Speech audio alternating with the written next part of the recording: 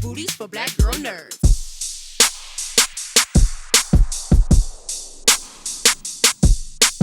Nice to meet you too. Thank you so much for taking time out of your busy schedule to speak with me. I very much appreciate it. My pleasure. So, your character is a bit complex and interesting that we can't tell if he's a hero or a villain just yet because I've only seen the first three episodes. So, in your opinion, why is he so easily trusting of the four kiddos? Like, what does he see in the kids? Opportunity.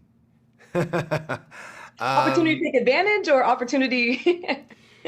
I think he's someone who is a survivor. You know, I'm not going to get into whether he's a good or a bad guy or a good heart. I'd say he's got a decent heart, but you find him in a pretty desperate world. It's a world of pirates, it's a world of survival, you know, and he's gotten pretty good at it. But because of that, he's contradictory, he's multifaceted, and yeah, you'll get to know him a little better and realize there are all sorts of sides that you have to sort of piece together. What I love is that the the kids sort of recognize that themselves. And because of his background, he doesn't really understand that they're kids. So he sort of treats them just like small adults. Um, and so the relationship is already complicated. Got it. Okay. I love that you're dancing around not being able to give me spoilers. I appreciate that. So there are so many storylines and arcs that the Star Wars franchise has branched off into. So I'm curious, what characters or series do you hope to see the Skeleton Crew cross paths with if the series were to continue past 8 episodes? Gosh. Well, I mean, I think the only one that it crosses paths with on a timeline is Mandalorian. I think it's around the same time as that. So, and I loved Mandalorian, and I would love to see those two worlds cross paths. I would love to see you work with Pedro Pascal. I think that'd be awesome. Me too. For sure. Me too. I And love I've him. I've actually always loved when actors get to join franchises that they were fans of. So do you have a favorite story of what any Star Wars film from the past has meant to you? Well, I've obviously been thinking a lot about this as the release date drew near.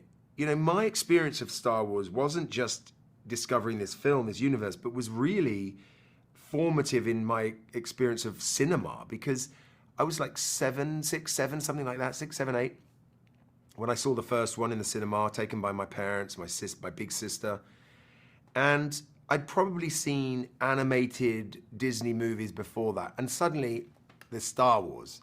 Mhm. So, it blew everyone's minds. Like, no one had seen anything like it. It changed cinema forever and was formative in the experience of like, God, I want to go to the cinema again. Like that, I want to have that experience again. So really, my relationship with it is linked very closely to my relationship with going to the movies and loving them and being excited, being thrilled, being scared, and all those wonderful emotions that get kicked up when you go and see a movie in those dark cinemas with other people, and that wonderful ritual, which I cherish. Obviously, I love it as a filmmaker and as a film goer. And being a fan of Star Wars, have you met Mark Hamill? No, I've never met Mark Hamill. Would you freak out if you did? Probably. I met Harrison Ford once, many years ago, and that was pretty cool. I love that for you. And you also have another film coming out around the same time as Skeleton Crew called The Order. Now, Yes. how do you balance two projects at the same time when their release dates are so close? Like you're such a hard worker.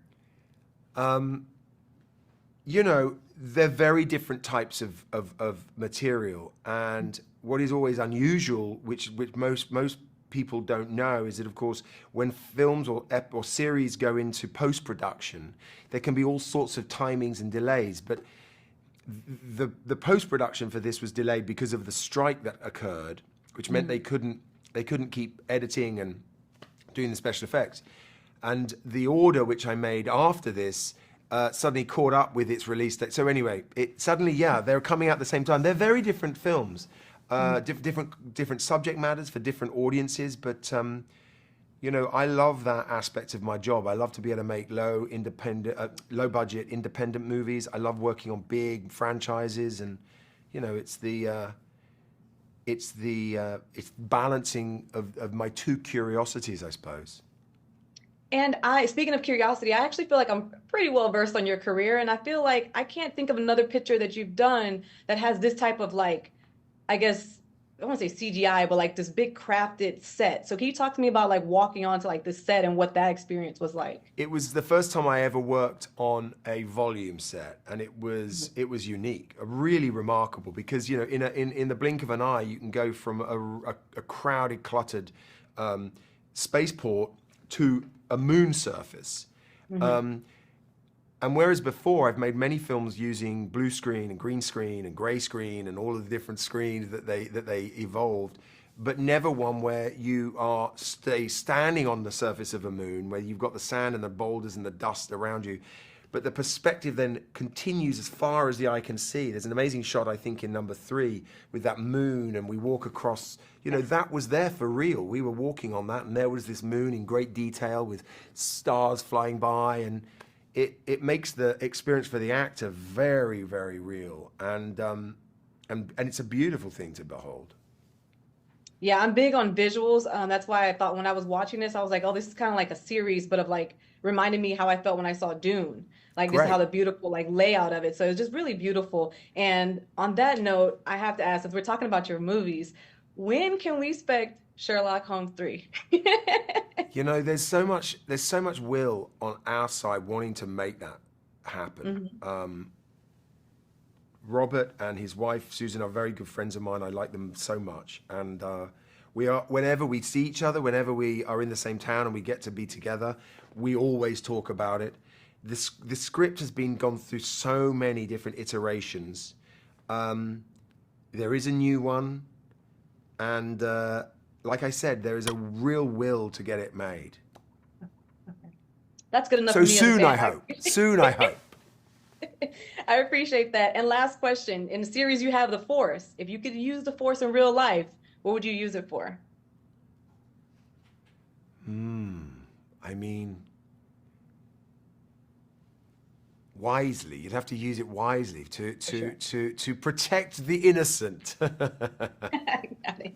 Well, I enjoyed it so much. I know that there's only 3 episodes in my portal, but I cannot wait to see the other ones and watch them as they roll out with other people. Great. My boyfriend is a huge Star Wars fan, so he's waiting to watch it with me. I can't let him watch it Oh, with I me, but hope you I hope you enjoy what's to come, and I hope your boyfriend enjoys it. he will. Thank you so much. I appreciate it My speaking with pleasure. you. All right, have a great day. Bye bye.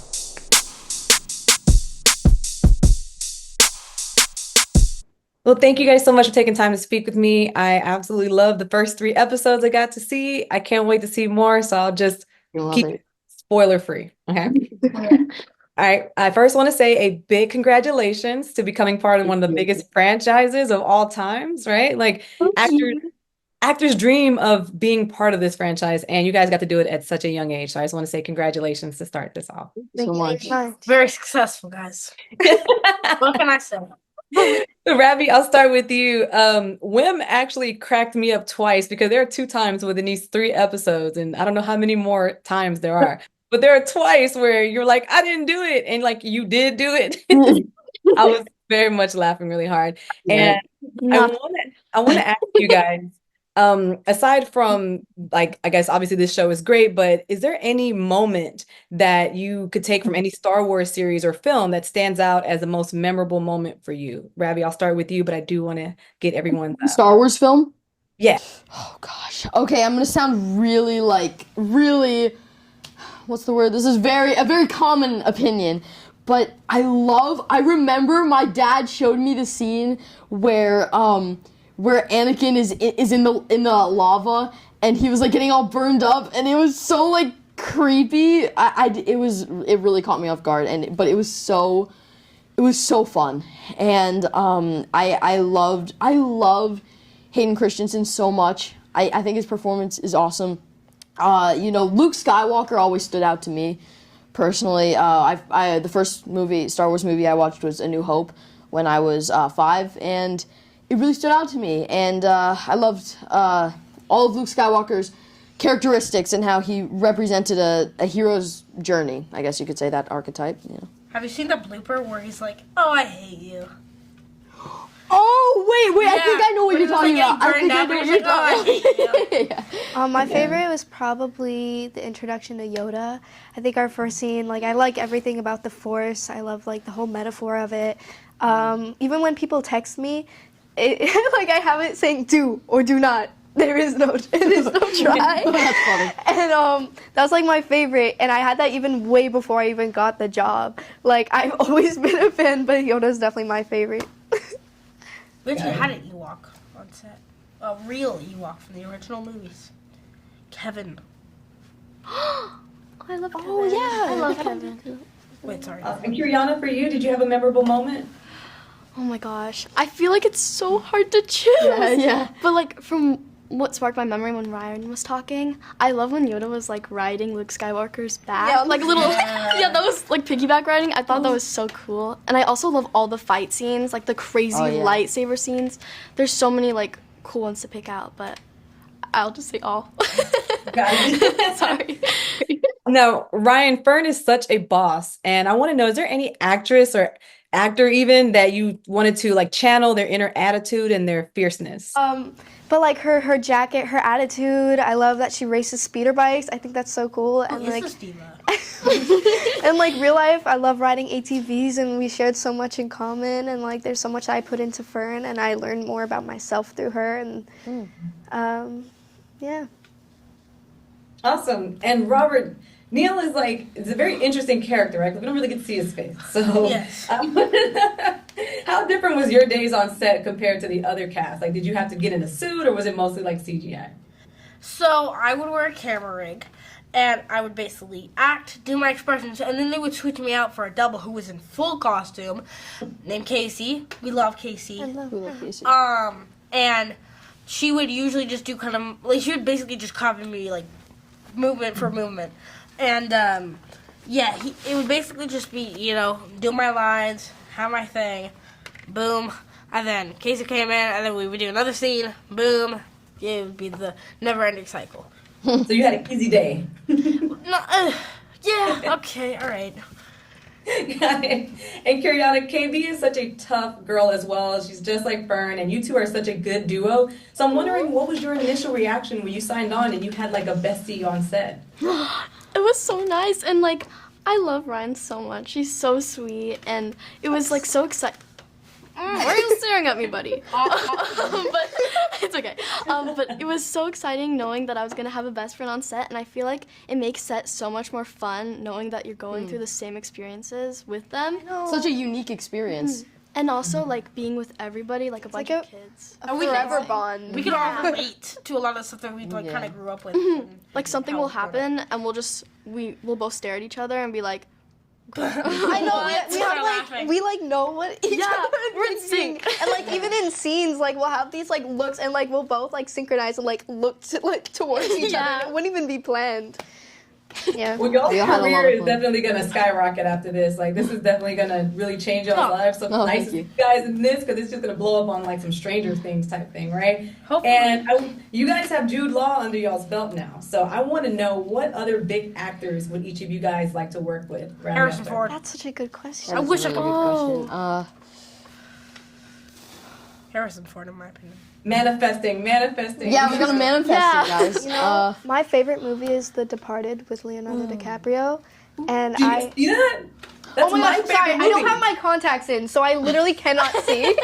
That's my favorite movie of all Oh my time. gosh, twin! We have the same prescription. That's crazy. Wow, I couldn't even see, but it's my favorite movie, and if I were to work with him, that would be truly a dream come true. Yeah, I love Leonardo. Wow, that's actually I so would crazy. I say- can't believe I can't see. Yeah, it fell. That's why it's kind of like tilted right here. But yes, that's like this. Yeah, I don't know. Oh my gosh, that's actually really difficult. I have a director in particular in mind. An actor, definitely Timothée Chalamet. Director would be, he has such a fun career. And I would say director Wes Anderson. I've watched some of his stuff. It's I love the style. It's such a fun style, so diverse. I'd love to work with either of them. If we're going into directors, I would love Sorry, that wasn't the question. I don't know why I said that. to work with, what's his name again? Why did I forget? No. What? Who's the best director of all time? Christopher Nolan. No, the other one. The other Martin one. Scorsese. No, yeah, John Watts. Okay, wait. Why am I reading this? The Daniels? Hang on. He directed. What did Spielberg. Spielberg. Thank you. Oh Okay. yeah, definitely. yeah. definitely, My definitely, dad's gonna literally kill me, but yes, I would love to work with Steven Spielberg Yeah. because he's an amazing director. Also also his style, which I feel like you Yeah, played it homages really to in Skeleton represents Crew what was Skeleton awesome. Crew is. Yeah. Awesome. And Kyriana, you be the last one. Who is your person you want to manifest into working with? Oh my gosh. I would love to work with Timothée Chalamet, but director, Pick a different one. I would love to work with like Tim Burton or like A24. Oh, definitely, That would be definitely, so definitely. cool. Actor, everybody. I can't choose. Oh my gosh. There's so many talented people. Definitely. John Carpenter. There really is. Well, you guys are definitely on y'all's way to a really, really successful career. Oh, I only thank got you. to see 3 episodes, but I'm so excited for the rest of them. Thank you guys so much for your time, and I wish you well. Thank you. Thank you. Bye-bye. Hi, it's nice to speak with you. Thank you so much for taking some time out of your busy schedule to talk to us today. So I like to start with this question for showrunners in particular. I personally enjoy video editing and gathering B-roll, and I may catch certain shots and my friends are looking at me crazy like, why are you filming this close-up of a food item? But I'll have a vision in my head. Right. So I want to know from you guys, is there a particular like episode that you guys shot and you had something that you guys were trying to convey and just came out so special? Chris, I'll start with you. Wow. I mean, I think we might have the same answer, and it's stuff that have you seen the first 3 episodes? Yes, Yeah, yes. it's like still to come. So I don't know. There's Yeah. too much we can say about it. Yeah, the most sort of like surprising things for us are things that happen later in the season, so we don't want to talk about it too much. But I will say, like, as a director, being in the position of being a showrunner and then watching other directors direct, for me was so much fun because you never get to see that. And you have an idea in your head of how you would do it and how you would put it together. And it's very fun and freeing to sort of hand the reins over to David Lowery or the Daniels or Bryce Dallas Howard and just sort of see what they would do. So for me, that was fun. And yeah, it's the B camera shot of the close-up that you never thought you would use, which ends up, being so important in the edit. Like that's a big part of it.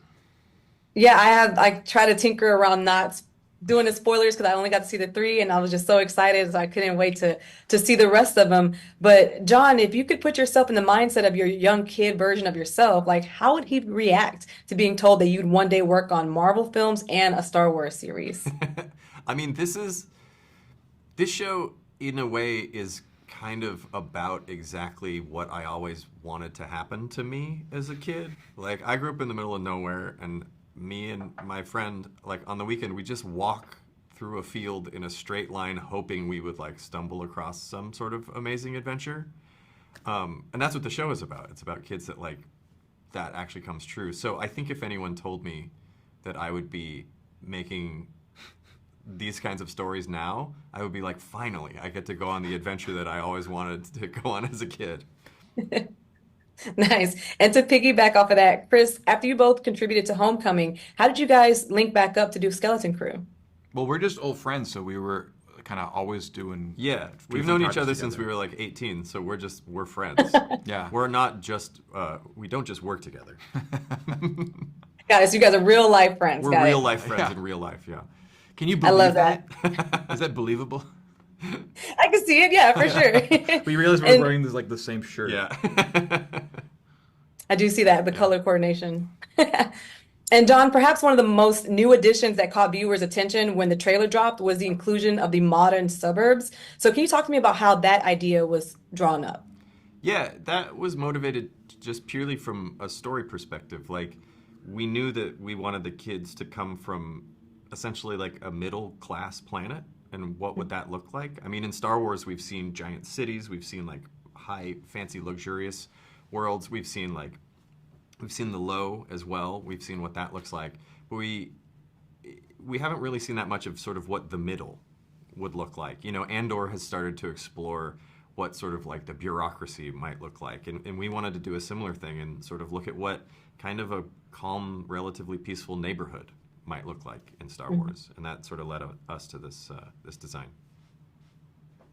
Yeah, I remember being on Twitter when that, or X, I guess that's what it's called now, when it released, and it was just chaos. Like, it was just everyone, you couldn't, like, you'd see that screenshot of that particular scene, and everyone was like, it's so funny losing that it. it was so decisive because people were like, this looks like Earth, but if you grew up in a big city, you know, Coruscant looks like Earth. And if you grew up in a small hut in the middle of the desert, you know, Tatooine looks like Earth. So it's all actually shot on Earth, guys. I don't want to give too much away, but and you know, there's more depth. There's a lot of really cool design in their home planet that you don't see in the quick trailer. So we're really excited for people to see. There's a lot of really cool. It's more than just Earth suburbs aesthetic. Like there's more to the planet than meets the eye. Yeah, I noticed that right away just from those first three. I was curious to see how much they'd expand on visiting different territories and different places. Yeah. But as far as this particular series, Chris, can you talk to me about the Star Wars franchise has so many different stories, and I want to know, what would you say sets Skeleton Crew apart from the rest of them? I mean, the obvious thing right off the bat is that it stars these kids, and so you're getting the galaxy from their perspective, both their wonder and amazement of the going on this adventure in the galaxy, but also what they don't know. Because if you're a big fan, you're going to be kind of ahead of them in terms of their kind of sheltered upbringing, which creates a lot of fun, I don't know, different kind of scenarios that wouldn't happen. You know, I mean, in our show, sometimes a big plot point is, can they like turn their ship on? Whereas, you know, Han Solo would just hop in a ship and let's go. Yeah. So it kind of creates a different set of problems. But to me, as a huge Star Wars fan, I'm just fascinated to. You drop me on any street corner or any planet, and I would think it was amazing. It wouldn't have to necessarily be the biggest space battle of all time. So. It's all interesting. Yeah.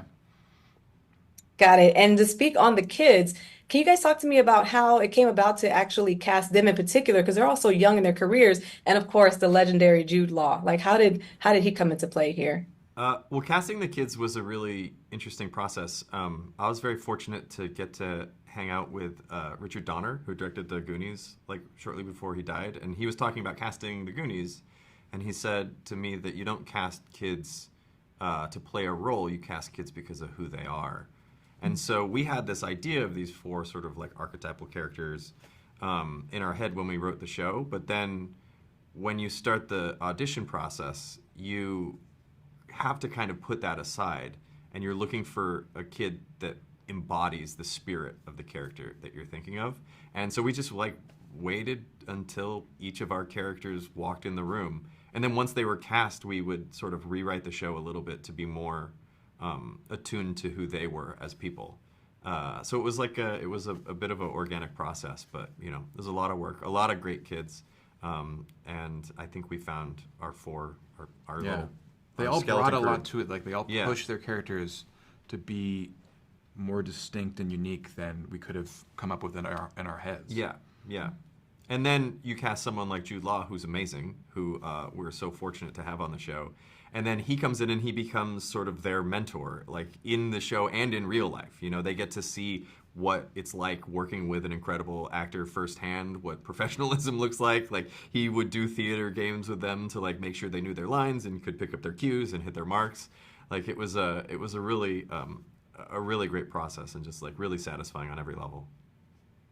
His chemistry is so good with the kids. One of my questions when I get to talk to him is I want to ask him, like, how is he so trusting? This adult is trusting of these kids, but I can't wait to see how it further develops. I think in a way he's just as much of a kid as they are. You know, I think there's something that he brings to it where he still has this sort of like youthful exuberance and recklessness he feels like, you know, a grown-up 10-year-old. No, I love that. I actually, my boyfriend loves Star Wars. He has a Mandalorian tattoo and everything. So he's been so jealous because I've got to watch this and he can't watch it with me. That's right. So he can't wait. But when the rest of the episodes release, I'll continue to watch the rest of them with him. But thank you guys so much for your time. Thank you. I love your work. This series is great and I can't wait to see what you guys do next. Thanks so much. Okay.